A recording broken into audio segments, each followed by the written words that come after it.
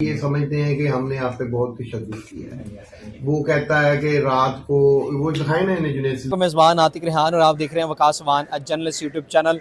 रजब भट्ट के हवाले से आपको अपडेट फ़राहम की। और अब बात कर लेते हैं डक्की भाई के हवाले से, क्योंकि जब डक्की भाई ज़ेर हिरासत थे तो जो NCCIA के जो सरफराज चौधरी साहब हैं वो एक अजीब ही कारनामा सर अंजाम दे रहे थे कि जब भी कोई बड़ा बंदा मिलने आता था, कोई एंकर मिलने आता था, कोई सोशल मीडिया का इन्फ्लुएंसर मिलने आता था, तो डक्की को ऐसे पेश किया जाता था कि हाँ जी डक्की साहब बताएं कि जी मैंने आपको मारा है। फिर वो अपनी तफसील देता था कि जी नहीं सर मुझे तो आपने नहीं मारा। ये अब मेरा सवाल आपसे ये जो है कि क्या ऐसे शख्स को मतलब कि जो ज़ेर हिरासत हो किसी भी अदारे में, तो आप उसे किसी भी आगे उसको पेश कर दें किसी भी एंकर के सामने, जबकि वो मतलब कि ज़ेर हिरासत है, आप उसे तफ्तीश कर रहे हैं, क्या आप उसको किसी की भी आगे पेश कर देंगे? तो ये हमारे साथ हमारे सीनियर कोर्ट रिपोर्टर भाई मौजूद हैं। तला भाई आपने एक वीडियो कैसर साहब की, डॉक्टर कैसर की, वो आपने देखी होगी, क्या नाम है यार उसका? डॉक्टर अफान कैसर। हाँ। तला भाई आपने डॉक्टर अफान कैसर की वो वीडियो देखी होगी जिसमें डॉक्टर अफान कैसर के साथ एक बंदा बैठ के फुटेज बना रहा है, जो बाद में कल मंजर यहाँ पर भी आई। क्या लगता है कि ये इस तरह की डॉक्टर अफान को हरकत करनी चाहिए थी या चौधरी सरफराज को ऐसी हरकत करनी चाहिए थी? कोई भी बंदा मिलने आए तो उसको सामने उसको पेश कर दें डकी को। नातिक, बहुत शुक्रिया आपने मुझे जो है वो इस मौजू के ऊपर बात करने के लिए अपने प्लेटफॉर्म के ऊपर इजाज़त दी है। ये जो आपने सवाल किया है ना नातिक, इसका जवाब मैं एक शेर से देना चाहूँगा कि देखा जो तीर खा के कमीन गाह की तरफ, चंद अपने ही दोस्तों से मुलाकात हो गई। मुझे इंतहाई शर्मिंदगी है और मैं इंतहाई शर्म के साथ जो है वो ये बात करना चाहूँगा कि सरफराज चौधरी जैसे नासूर मीडिया के और ख़ास तौर के ऊपर ये जो डिजिटल मीडिया है इसके पैदा किए हुए हैं।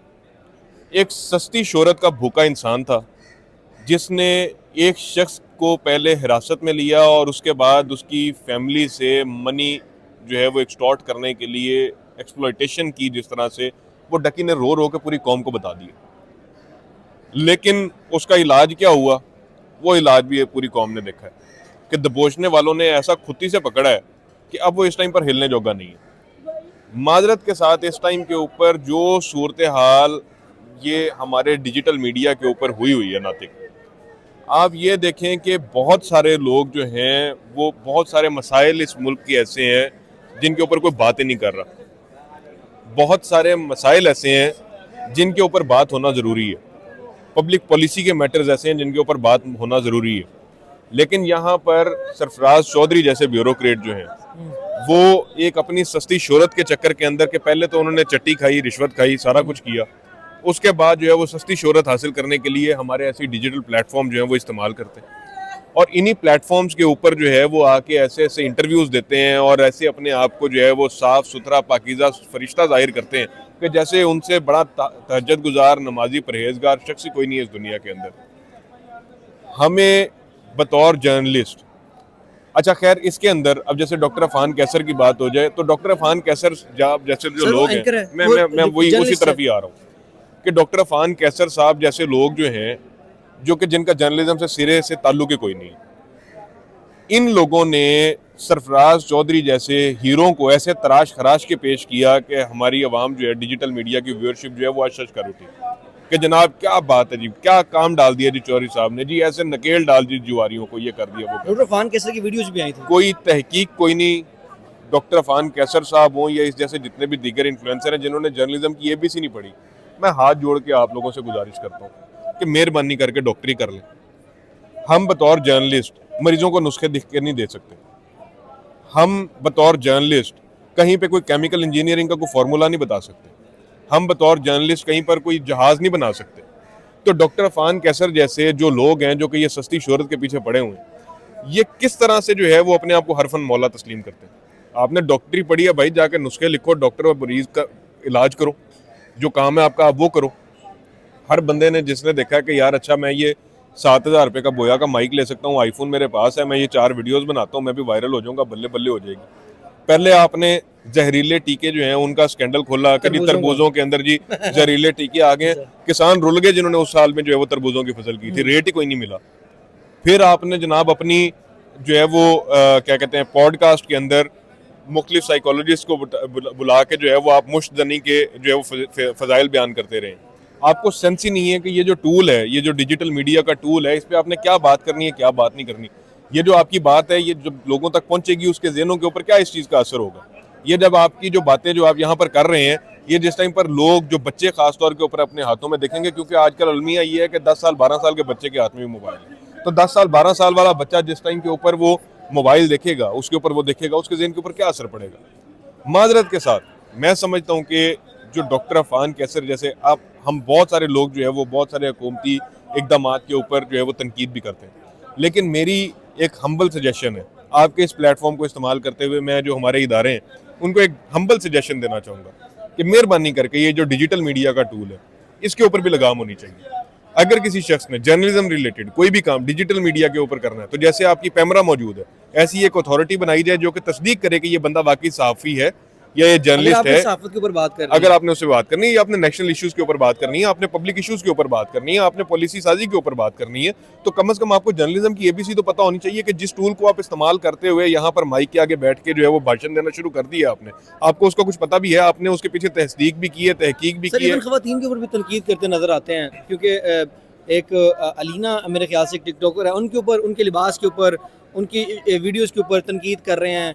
और एक शख्स जो ज़ेरे हिरासत है सर जी, उसके पास जाके वहाँ पे इसकी फुटेज बनाई जाती है, साथ वो एक शख्स बैठा हुआ है, डॉक्टर फान साहब बैठे हुए हैं, और वो कह रहे हैं कि जी डॉक्टर शाद भट्टी साहब मिलके गए हैं और उन्होंने कहा कि जी मुझे जो है ना वो नहीं मारा। मेरा सवाल आपसे ये है कि ऐसे जाहिल लोग जो सोशल मीडिया के ऊपर बैठे हुए हैं, चौधरी सरफराज जैसे नसूर एक इन्फ्लुएंसर को जो ज़ेरे हिरासत में है, मिलवा सकता सर जी? नहीं, नातिक बिल्कुल भी नहीं मिलवा सकता, ये सरासर जो है वो एक इलीगल चीज़ है। लेकिन जैसे डक्की ने भी कहा, क्योंकि सर मैं आपको बताता हूँ, मेरा सवाल कंप्लीट होने दें, क्योंकि ना साफियों के ऊपर एक चीज़ की ना तोहमत लगाई जाती है कि आप ज़ेरे हिरासत मुलजिम का इंटरव्यू नहीं कर सकते। इंटरव्यू तो साफी नहीं करना ना सर, क्या इन पे कोई चीज़ें इम्प्लीमेंटेशन नहीं होती है? मैं यही चीज़ जो है वो यहाँ पे आपको बताना चाह रहा था कि देखें, जो नातिक जो ये मामला है ना सारे का सारा, जैसे ये जिस तरह से ये सरफराज चौधरी जो है वो डक्की के साथ जो कुछ करता रहा, सर डक्की ने अपने वीलॉग के अंदर भी बताया कि वो बरमला कहता होता था कि यहाँ पे जज भी मैं हूँ, यहाँ पे वकील भी मैं हूँ, यहाँ पे अफसर भी मैं हूँ, यहाँ सारा कुछ मैं हूँ। वो अन्नदाता बने हुए थे, उनको जो खुदा की बेआवाज़ लाठी है उसकी उस टाइम के ऊपर परवाह नहीं थी कि ये किसी भी टाइम हमारे सर के ऊपर पड़ सकती है। उन्होंने उसी जोम के अंदर, उसी सारी जो है वो आकड़ के अंदर उन्होंने ऐसी ऐसी हरकतें की जो कि आज उनके अपने गले का फंदा बनती जा रही हैं। पहले सरफराज चौधरी ने जिस तरह से रिश्वत का मुतालबा किया, जिस तरह से वो चीज़ें सामने आई, वो उनके गले का फंदा बनी। अब ये जो वीडियो जो ये कल से वायरल हुई है, और हमारे बड़े भाई हैं हारून साहब, उन्होंने अपने प्लेटफॉर्म से ये सबसे पहले ये वीडियो जो है वो दिखाई। ये जो अब जिस तरह की ये जो वीडियो जो है ये जो वायरल हो रही हैं, जिस तरह से ये वीडियोस भी सरफराज चौधरी जैसे किरदारों के गले का फंदा बनेगी। और अफान चौधरी जैसे, डॉक्टर अफान कैसे, उसके हवाले से तो मैं पहले एक गुजारिश कर चुका हूँ कि हुकूमत जो है वो इस चीज़ के ऊपर एक एक्शन ले। मेहरबानी करके ऐसे लोग जो कि आज यूट्यूब के ऊपर बैठ के भाषण देना शुरू कर देते हैं, उनके हवाले से चेक करे कि इन लोगों की क्रेडिबिलिटी क्या है। अगर ये कोई बंदा बतौर जर्नलिस्ट अपने आप को क्लेम कर रहा है, जाहिर बात है अगर एक बंदा आपके अपने फोरम के ऊपर बुला के लोगों के साथ पॉडकास्ट कर रहा है, तो वो ये क्लेम कर रहा है कि I am a journalist, I am authorised to do this interviews.